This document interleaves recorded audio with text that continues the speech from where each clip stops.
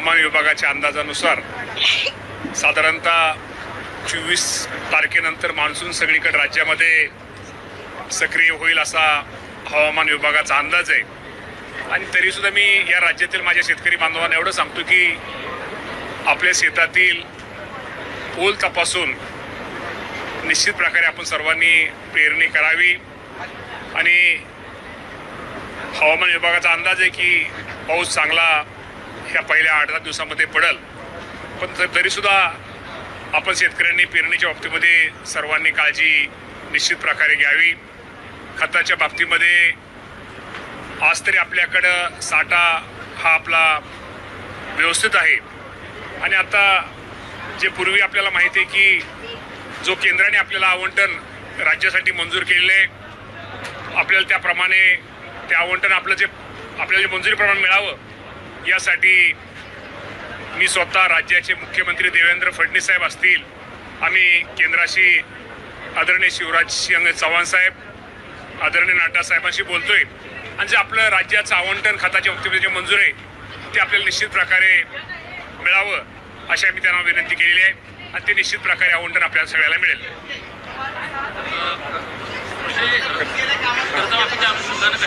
कर्जमाफीच्या बाबतीमध्ये मी आपल्याला एवढंच सांगतो की माननीय मुख्यमंत्री देवेंद्र फडणवीस साहेब, एकनाथ शिंदे साहेब, सुनेत्राबाई पवार आणि या सर्वांनी आणि दिवंगत उपमुख्यमंत्री अजितदादा पवार साहेबांचं नाव हे निश्चित प्रकारे घेतलं गेलं पाहिजे। त्यावेळेस कर्जमाफीचा ज्यावेळेस निर्णय झाला त्यावेळेस दादा हे आपल्यामध्ये होते आणि हा निर्णय घेतलेला आहे देवेंद्र फडणवीस साहेबांनी घेतलेला आहे।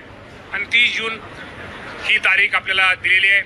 आणि साधारणतः राज्यामध्ये आता प्राथमिक अंदाजानुसार साधारणतः 56 लाख शेतकऱ्यांना या कर्जमाफीचा, ज्या पुण्यश्लोक अहिल्यादेवी होळकरांच्या नावाने जी कर्जमाफी त्याचा फायदा ह्या राज्यातील माझ्या शेतकऱ्यांना होईल।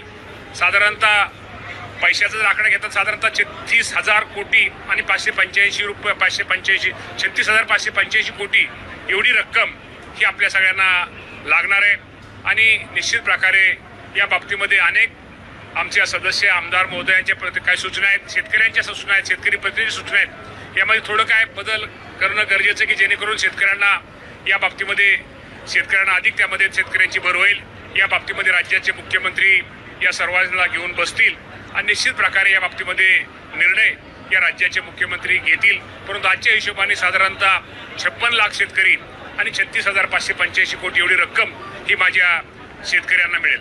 काल विरोधकांनी सांगितले गेल्या वर्षी जी कर्जमाफी दिली होती ती अजून मिळाली नाही, यावर कर्जमाफी तर मला वाटतं सगळ्याला मिळालेली आहे। मला वाटतं प्रोत्साहन अनुदान थोडं पाठीमागं राहिलं होतं, ते निश्चित प्रकारे आपणही ते देण्याचा प्रयत्न बऱ्यापैकी दिलेला आहे।